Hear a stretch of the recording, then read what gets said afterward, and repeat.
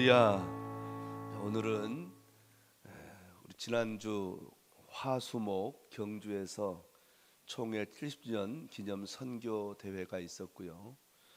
원래는 어제 오늘 걸쳐서 각 노회별로 선교 대회를 하여야 하지만 여러 가지 형편상 그렇게 할 수 없어서 선교사님들을 지교회로 모셔서 이와 같이 선교 보고와 함께 하나님 말씀 듣게 되었습니다. 오늘 오전에도 우리 말씀을 전하시고요, 오후에도 이렇게 고성재일께서 말씀을 전하실 텐데 오전의 말씀과 오후의 말씀이 전혀 다르니까 여러분, 난 오전에 들었으니까 난 오후에 안 갈래 하지 마시고, 여러분 오후에 다른 날은 다 뭐 좀 연합 예배 드릴 때 안 오셔도 제가 모른 채 해드렸습니다마는 오늘만큼은 반드시 꼭 오후에 참석하셔야 됩니다.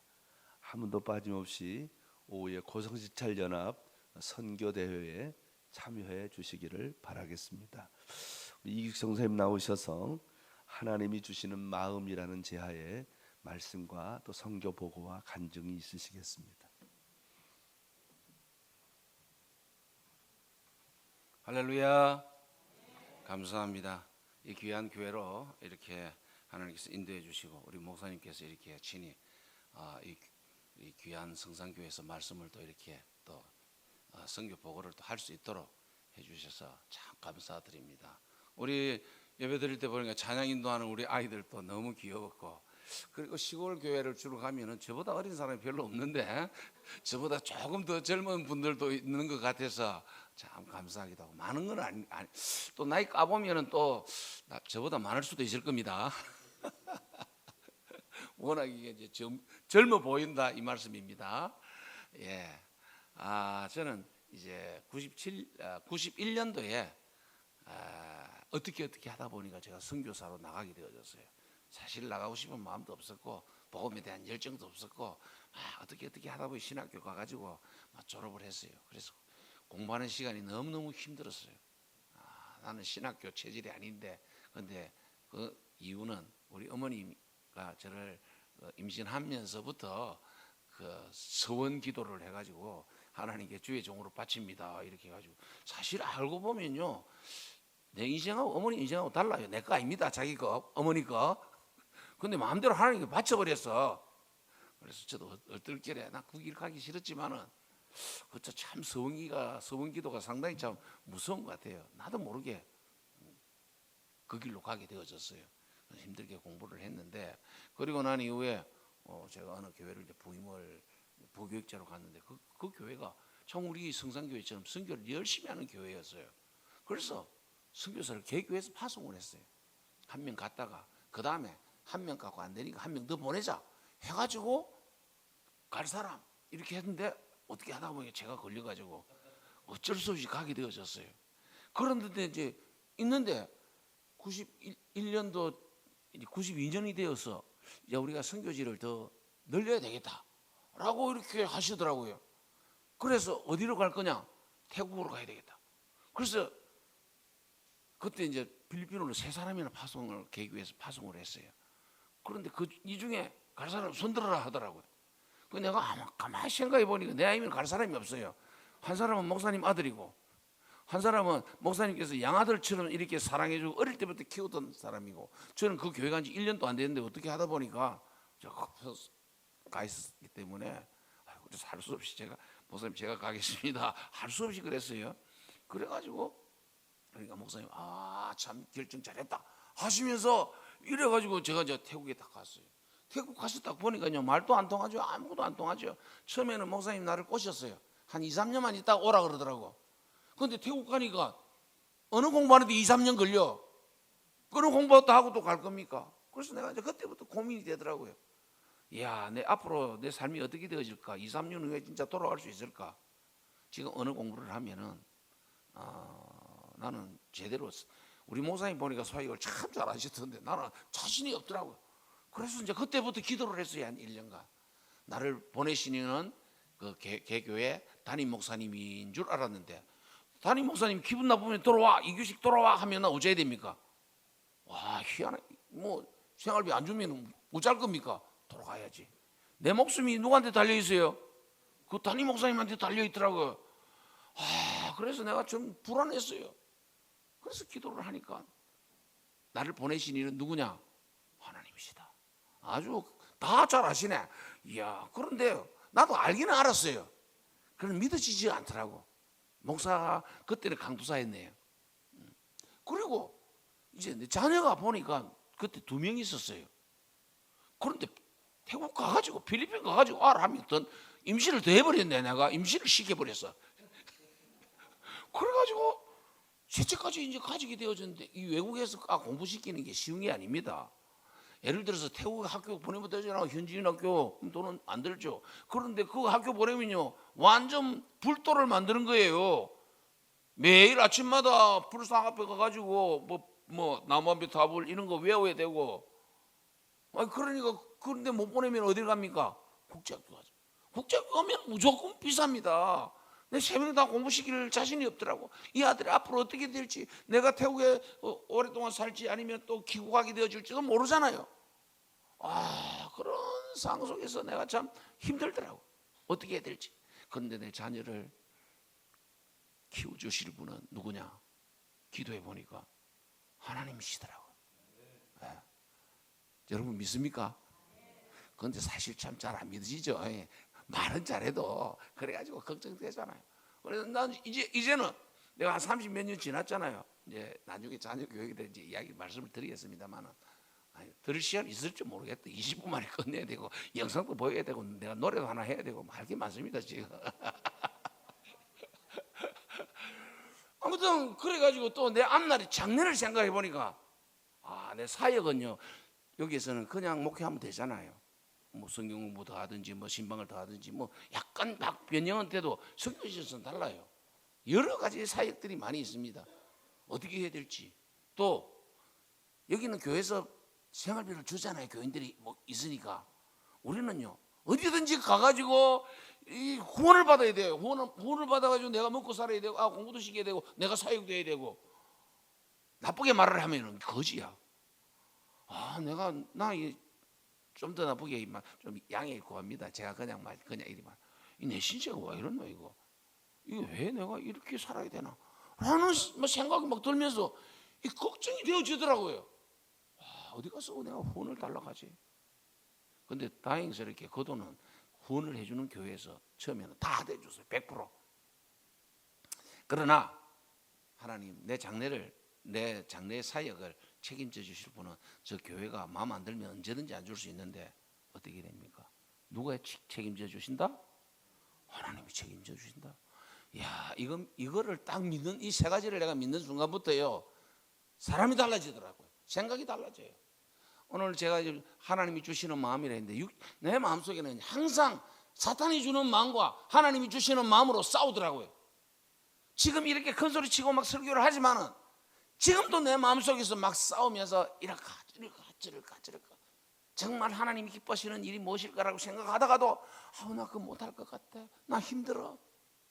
이 교회도 보니까 주 보니까 이 돕는 교회가 30교회가 넘어. 이야, 이런 시골 교회에서 이렇게 우리가 왜 이렇게 도와야 됩니까? 우리끼리 할 수 있는 것도 많이 있는데 하는 생각이 들 수도 있을 거예요.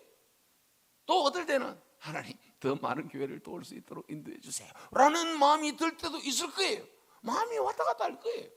그런데 참 신기한 거는요 저도 살아가서 나중에 나름대로 어느 정도 살고 나서 보니까 너희는 먼저 그의 나라와 그의 의를 구하라. 그리하면 이 모든 것을 너에게 더하시리라.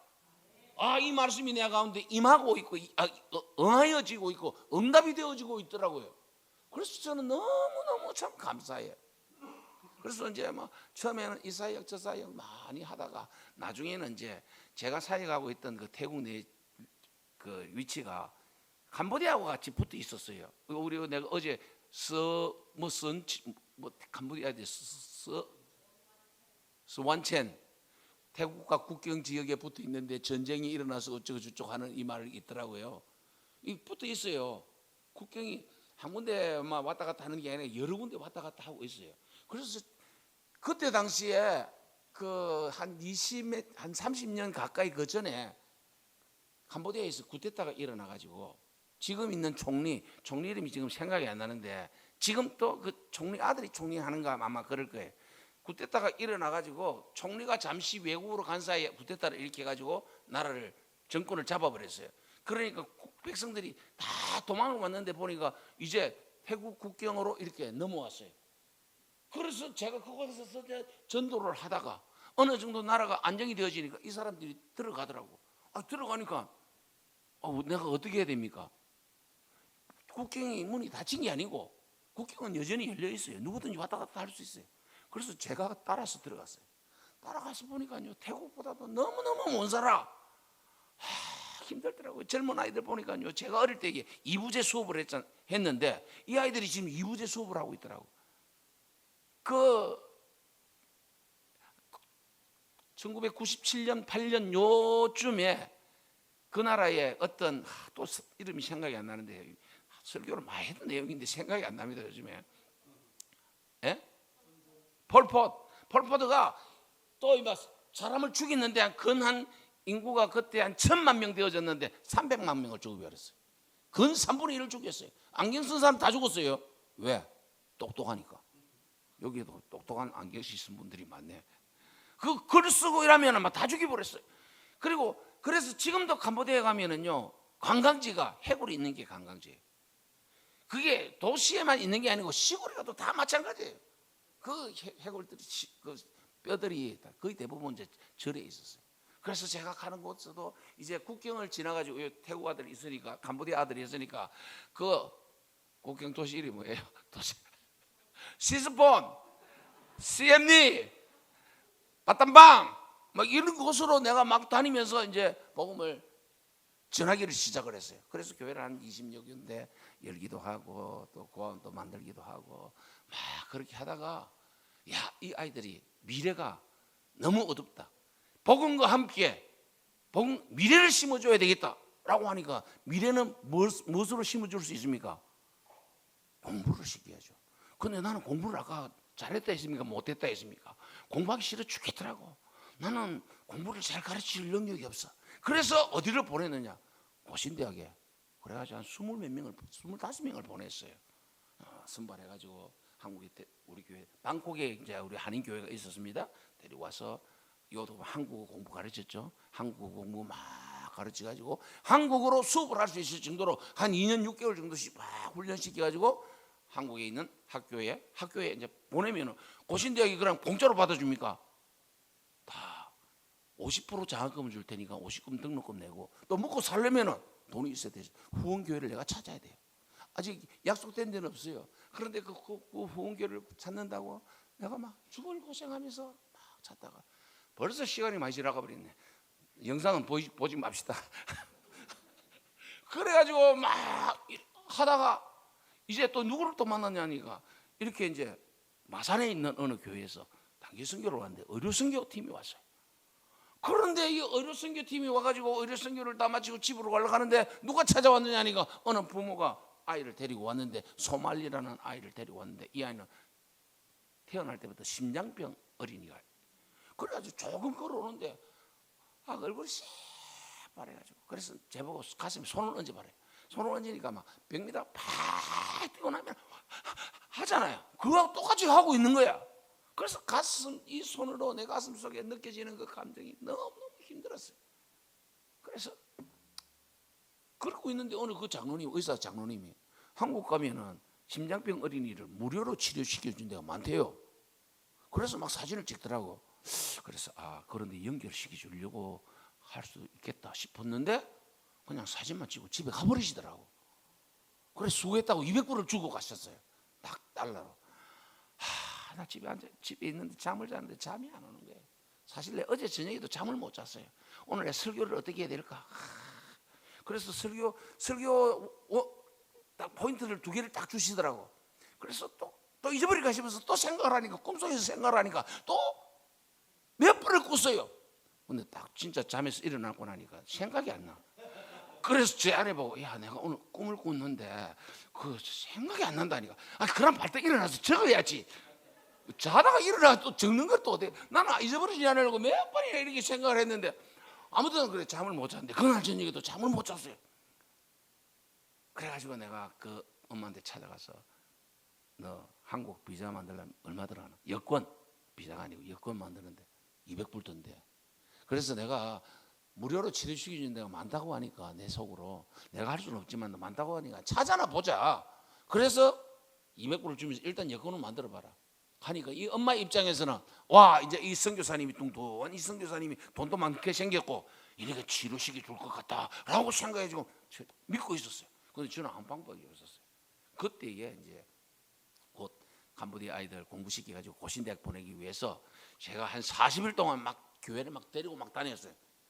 이 교회 가서 찬양인 예배도 드리고 저희 예배 드리고 하면서 이 학생 좀 공부 좀 시켜주세요. 공부 시켜주는데요 등록금 50%만 내고 나머지는 여기서 생활하면서 쉽게 말하면은 여기서 교육관에서 생활하면서 교육 전도사로 쓰면서 이렇게 좀 도와주세요.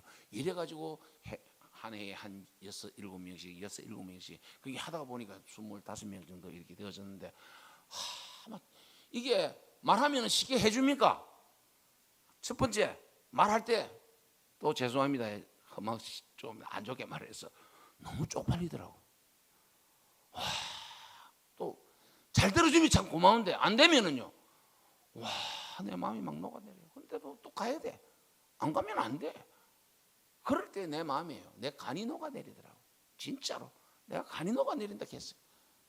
그런데 이제 이 심장병 아이를 이제 딱 왔는데 이 심장병 아이를 무료로 치료시켜줄 데를 찾을 길이 없었어요. 그런데 막 돌아다니는데 이제 3주가 됐어요. 이제 4주 마치면 집에 가야 돼요. 방법이 없어요. 나도 어찌해야 될지 모르는데 우리 아내한테 전화가 왔어. 태국에 있는데 심장병 아이를 무료로 치료시켜 줄 수 있는 사람이 우리 교회에 찾아왔다는 거예요. 이게 그 자기 발로 왔겠어요? 하나님이 보냈겠어요? 지금 아시는가 모르겠는데 어제 아래 보니까 지금 또 그 TV에 나오던데 김봉곤이라는 사람이 있어요. 청학동에 김봉곤이 딸이 또 노래를 불러가지고 스타가 돼가지고 있는 그런 사람이 있어요. 그 사람이 그 택시 타면은 껌 팔아가지고 심장병 아이를 치료시켜주는 사랑실험 교통봉사대라는 곳이 지금도 좀 있을 거예요. 눈에 잘 안 보여서 그랬지. 그러면 딱 타면 껌 하나 먹고 돈 예를 들어서 1,000원 하나 있고 이래가지고 돈 모아가지고 심장병 아이를 치료시켜주는 그 단체에 특별 하여튼 아주 중요한 높은 위치에 있는 분이 그래서 하는 말이 외국 아이들은 한 번도 해본 적이 없는데 한번 해볼까? 그래가지고 이야기가 돼가지고 탁 대줘 버렸어요. 와, 참 너무 감사. 그래가지고 고신대 아이들도 그래고 이래 한 명이 몇 명이 됐느냐? 136명까지 올라왔어. 그때에 내 심장이 녹아내리더라고. 왜? 한국 치료받으러 갔는데 2명이나 죽어버렸어요. 그거는 우리 아내가 막 죽을 고생을 했어요. 그래가지고 만약에 태국에서 신문에 이 아이들 죽겠다 하면은 어떻게 하겠어요? 그리고 나를 좀 괴롭히면 돈이 나오겠어요? 안 나오겠어요? 그 입장에서는 죽겠더라고. 태국 하나 죽고 캄보디아 하나 죽고. 그래가지고 내가 다시는 이 짓을 안 한다고 하고 내가 막 하나님께 막 때를 쓰고 하니까 그때는 돈도 우리가 구했어요.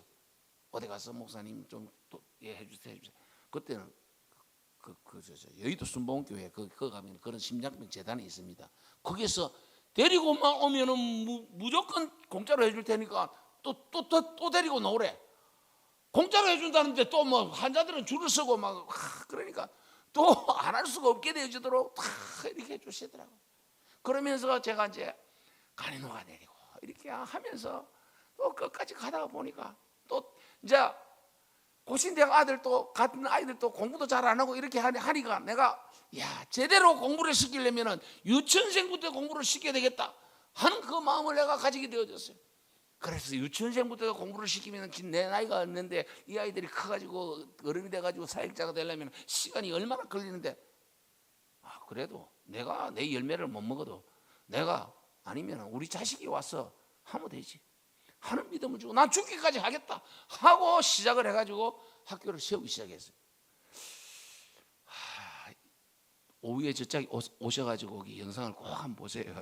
땅을 2만 평을 샀어요. 학교 본관만 딱 따지면 여기서 저까지 길이가 97m입니다. 그리고 5층으로 지어놨어요. 그리고 국제학교 허가를 받았고 그래가지고 지금 하여튼 잘해가고 있어요. 그리고 나서 이제 제가 딱 생각을 한 게 뭐냐니까, 이제 나만 잘 살아서는 안 된다. 내 사역만 잘해서는 안 된다. 내 주변에 보니까 힘들게 사역하고 있는 선교사들이 많다. 이런 선교사들을 돕자. 그리고 내가 이런 학교를 다시는 더 많이는 못 세우더라도 방과후 학교를 세우자. 한 100개 정도 세우자. 방과후 학교를 세우자. 그러면 이 방과후 학교는 예를 들어서 이 교회가 있습니다. 이 자그마한 이 교회에서 사역하고 있는 목사님이 가서 평일날에는 놀고 있으니까 이 공간에 아이들을 불러서 이제 뭘 가르쳐도 좋으니까 놀아도 교회에 와서 아이들이 놀 수 있도록만 만들어 주세요. 그러면 우리가 한 달에 50만 원씩 후원을 해주겠습니다. 50만 원이 작은 돈이 아닙니다, 그죠? 그러니까 막 서로 하겠다고 이야기를 하는 거예요. 그래서 지금 태사랑 선교회를 만들고 우리 목사님도 그 이런 중에 한 분이시고, 그래가지고 지금 3개를 열었어요. 지금 제 마음은 100개를 열어야 돼. 한 개 50만 원인데 100개면 얼마입니까? 한 달에 5천만 원씩 나와야 돼. 이야. 근데 마음은요. 그래서 제가 이제 학교까지 했으니까 그만할까 하는데 할까 말까 고민하다가 아이고, 나 진짜 오랫동안 고민했어요. 그래, 내가 조금 살만하니까 먹방 투어나 하면서 저 동네 저 맛있는 집이 있다더라. 고성에 어제도 보니까 남포로 횟집이 맛있다던데 한 가보자. 점심은 저기 찜이 좋다던데 한 가서 어디 구름다리가 있다는데 그 날씨도 좋은데 경치랑 구경하러 가자. 왔다 갔다 하면서 먹방 투어하고 막 놀고 참 재미있겠잖아요. 그 재미가 얼마나 갈까요? 그래서 그것을 포기하고 새로운 것을 다른 선교사인 제가 다른 선교사들을 돕겠다고 나가는 게 참 어렵더라고요.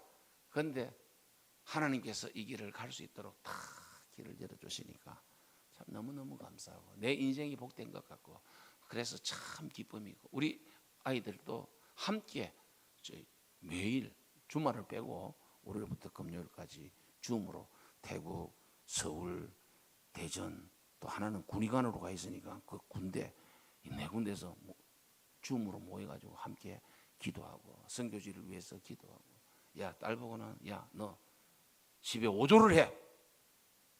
그리고 5조를 합니다. 이 아빠도 정신이 없지. 5조가 어디 있어요 지금. 1조도 하기가 힘드는데. 근데 제가 살아보니까 하나님께서, 그리고 첫째 아이들은 진짜 선교사로 와가지고 이 학교를 하고 있어요. 이제 시간 다 됐습니다. 내가 특성도 하나 하려고 했는데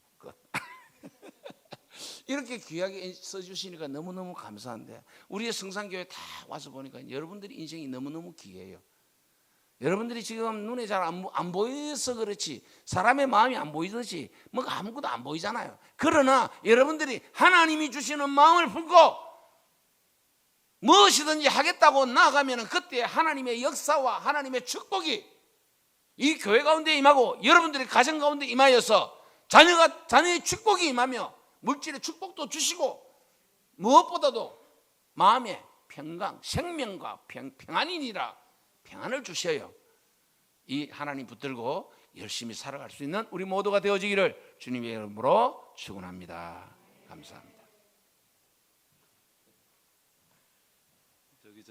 목사님, 제 사무실에 가면 그 선물 포장해 놓은 거 있으면 좀 갖다 주실래요? 목사님 당신 말씀 안 하시는데 아드님이 하나고 딸이 2명인데요. 큰 따님은 서울대학교를 나와서, 딸 셋이에요. 네, 딸 셋이. 딸만 셋인데 큰 따님은 서울대학교를 나와서 지금 그 국제학교 교장으로 계시고, 둘째 딸은 의사입니다. 의사여서 대전에서 지금 남편도 의사고, 셋째 딸은 군의관이래요. 그래서 지금 이렇게 여러분 다른 사람을 살리면, 아까 얘기했잖아요. 심장병 아이들도 살리고 학교도 짓고 정말 다른 사람을 위해서 헌신하니까 하나님께서 목사님의 가정을 책임져 주셨습니다. 오늘 제 설교가 이 설교예요. 창세기 19장 18장 1절에서 8절은요 아주 특별한 내용입니다. 아브라함이 손님을 맞이하는 장면이거든요. 10가지의 특별한 점이 있어서 제가 소개합니다. 첫째로 세 사람이 장막문 맞은편에 서 있는 것을 보고 아브라함이 달려 나갔습니다. 손님이 다가와 주인에게 도움을 청하지 주인이 달려나가서 손님을 불러들이는 경우는 거의 없죠. 그 첫 번째 특별한 점이고요. 두 번째로 아브라함이 달려나가서 땅에 몸을 굽혀 그 손님을 영접했습니다. 나그네가 땅에 굽혀서 아이고 좀 부탁합니다 이렇게 하지, 주인이 나가서 지나가는 나그네에게 머리를 굽혀서 우리 집에 좀 와서 하루 저녁 머물러 달라고 부탁하는 경우는 거의 없죠. 나그네는 세 번째로 그 나그네들을 향하여 아브라함은 내 주여 이렇게 표현해요. 나그네가 와서 주여, 주인님 이렇게 불러야 되는데 반대로 지금 주인이 누구에게 나그네를 향하여 내 주여 이렇게 불러요. 네 번째로는요, 나그네에게 집 주인이 말하기를 내가 은혜 입기를 원합니다라고 말해요. 아니, 그 나그네가 와서 내가 주인께 좀 은혜를 입기 원하고 물 한 모금 얻어먹기 원하고 밥 한 끼 얻어먹기 원해요 이래야 되는데, 아브라함은 주인인데 지나가는 나그네에게 내가 당신들에게 은혜 입기 원합니다 이렇게 표현해요. 다섯 번째로는 나그네가 집주인에게 내가 오늘 하루 저녁 이곳에서 머물면 안 됩니까? 라고 말을 해야 되는데 아브라함이 나그네를 붙잡고 우리 집에 들어와 좀 잠깐 쉬었다 가세요라고 강청을 해요. 강청을. 여섯 번째로 예수님도 우물가에서 나에게 물 한 모금 주세요라고 말했잖아요. 그런데 아브라함은 그 나그네들이 와서 물 한 모금 주세요라고 말하는 게 아니라 내가 물을 조금 가져올 테니까 발을 씻고 좀 쉬시고 그렇게 해서 내가 좀 물을 드리겠으니까 내 물을 좀 마셔주세요 라고 말합니다. 그래서 나그네들이 마치 하기 싫은 것처럼 내 말대로 그리하리라 이렇게 표현해요. 참 재미있잖아요.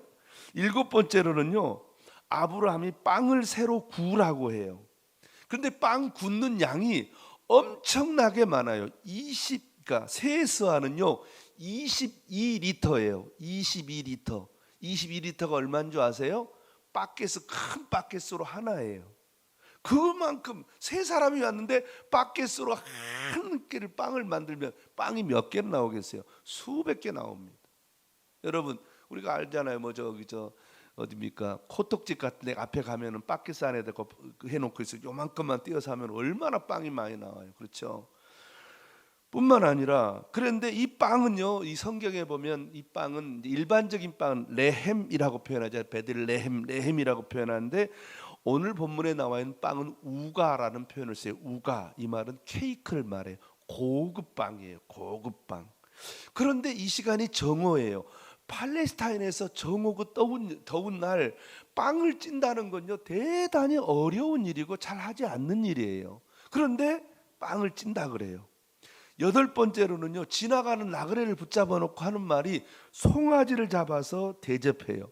여러분 송아지 한 마리 잡는 게 쉬운 일이 아니잖아요. 아홉 번째로는요, 버터, 엉킨 젖이라 버터와 우유와 빵과 송아지 요리를 진설했어요. 진설한단 말 아시죠? 진설, 마치 잔치하듯이 그렇게 아주 엄청난. 그리고 마지막 열 번째로는요, 모셔 섰다 그래요. 마치 모셔 섰다. 이 말이 무슨 말이에요? 웨이터식으로 이렇게 딱 서서 드시지요. 말씀만 해주세요. 필요한 거 있으면 계속 제가 대접해 드리겠습니다. 마치 누구처럼? 아브라함이 그 나그네들에게 웨이터처럼 그렇게 대기하고 서 있어요. 그래서 오늘 우리 주보에 보시면 히브리서 13장 이전에서는 손님 대접하기를 잊지 말라, 이로써 부지 중에 천사를 대접한 일이 있었느니라고 했어요. 도대체 어떻게 이 일이 가능할까요? 어떻게 이 일이 가능할까요? 따라합시다. 이것이 하나님 나라 방식입니다. 이게 하나님 나라 방식이에요. 자, 성경에서 이와 비슷한 장면이 두 군데가 나와요. 첫 번째 나오는 장면이 어디에 나오냐면 열왕기하 4장에 나와요. 열왕기하 4장 흔히 하는 말로 수넴 여인. 수넴 여인이 엘리사가 지나가자 엘리사를 붙잡고 강권해서 우리 집으로 오세요. 우리 집에서 주무세요. 우리 집에 좀 머물러 계세요라고 그렇게 강권해서 모셔드리고 책상을 만들고 집을 다락을 만들어서 지나갈 때마다 그 하여간 모셔드렸어요. 또 한 경우 있죠. 성경에 보면 아주 재미있는 장면 중에 하나가 탕자가 집을 나갔는데 집으로 돌아올 때 아버지의 모습을 봐요. 아버지가 어떻게 해요? 집을 이 탕자가 어떻게 했어요? 재산을 가지고 나가서 다 털어먹었어요. 누구하고요? 이상한 여자들하고 다 털어먹. 그러면 들어오면 어떻게 뭘 들고 기다려야 돼? 몽둥이를 들고 기다려야 돼. 그런데 아버지는 언제나 그 아들이 들어올까 말까 먼저 앞에서 기다려요. 그리고 아들이 저 멀리서 오는 것을 보고 아버지가 뭐 했다 그래요? 뛰어나갔다 그래요. 그리고 그 아들을 포옹했다 그래요. 그리고 나서 뭐예요? 발을 씻겨주고요. 그리고 옷을 새로 입혀주고요. 신발을 신겨주고요. 가락지를 끼우고요. 그리고 뭐 했다 그래요? 송아지를 잡았다 그래요. 똑같잖아요. 자, 결론입니다. 아브라함도 오늘 이 사건을 통해서 뭐라 그래요? 내년 이맘때 아들이 있을 거야 라고 말해요.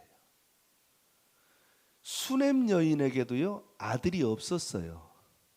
그때 엘리사가 내년 이맘때 아들이 있을 거야 라고 말해요. 아들을 낳았어요. 따라합시다. 나는 하나님 일하고 하나님은 내 일해 주시고. 이게 하나님 나라 방식이에요. 오늘 선교사님 말씀 들었죠?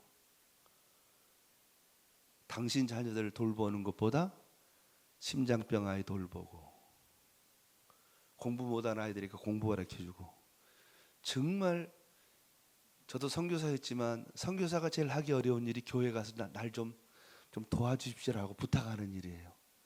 여러분 그 파타에다가 2만 평 대지 위에다가 그 큰 건물을 지었을 때 얼마나 많은 교회를 다니면서 도와달라고 참 사정을 했겠어요. 그렇게 그러면 자기 자식 키우려고요? 아니고 그 고아와 같고 과부와 같고 참 희망이 없는 아이들에게 희망과 소망을 주기 위해서 그렇게 하나님 나라 일을 했단 말이에요. 시켜서 한 게 아니고 자기가 스스로 앞장서서 한 거예요.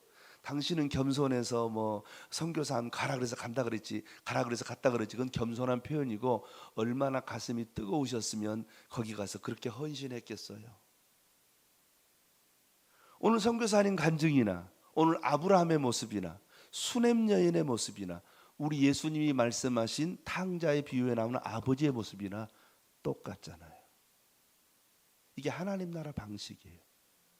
그래서 나는 내가 해야 할 일을 했을 뿐인데, 나는 그의 나라와 그의 의를 구했을 뿐인데, 아브라함도 그렇게 얻지 못했던 이삭을 얻었고 수넴 여인도 전혀 아이를 낳을 수 없는 상황 속에서 하나님께서 그에게 아들을 낳게 해주시는 은혜와 복을 받은 줄 믿습니다. 우리 사랑하는 목사님, 선교사님도 그렇게 그 젊은이들, 희망 없는 아이들에게 참 소망과 꿈을 주기 위해서 물심양면으로 정말 창피함을 무릅쓰고 정말 얼굴 철판을 깔고 가서 사정사정하면서 그렇게 자기가 먹고 사는 게 아니라 선교지의 젊은이들을 키우기 위해서 헌신하고 충성했더니 하나님께서 세 따님을 이렇게 훌륭하게 키워 주셨지 않습니까? 이게 하나님 나라의 특징입니다. 사랑하는 성도 여러분, 그러므로 꼭 기억하세요. 따라합시다. 나는 하나님이라고, 하나님은 내 일해 주시고. 여러분 누가 이익일까요? 내가 하는 일은 조그만 일, 하나님은 큰 일. 우리 인생이 달라지려고 하면, 인생이 바뀌려고 하면 이렇게 순서를 바꿔야 돼요. 내가 내 일하면 내가 책임지는 거예요. 그러나 내가 하나님이라면 하나님이 내 인생을 책임져 주시는 줄 믿습니다. 우리 모든 성도가 오늘 우리 선교사님을 통해서 큰 도전 받으시고 정말 선교하는 일, 다른 사람을 유익하게 하는 일, 섬기는 일, 베푸는 일, 나그네를 대접하는 일, 선교하는 일에 헌신해서 그의 나라와 그의 일을 먼저 구하면, 먼저 하나님의 일을 하면 하나님께서 내 가정에, 내 자녀의, 내 삶을 책임져 주셔서 현재보다 천배나 놀라운 은혜와 복을 주신다는 사실을 우리 선교사님의 증언을 통해서, 성경 아브라함을 통해서, 수냄 여인을 통해서 우리가 세 가지로 확인했으니 이제부터는 그와 같은 선교적인 삶, 그의 나라와 그의 의를 구하는 믿음의 종들이 되시기를 주의 이름으로 축원합니다. 기도하겠습니다.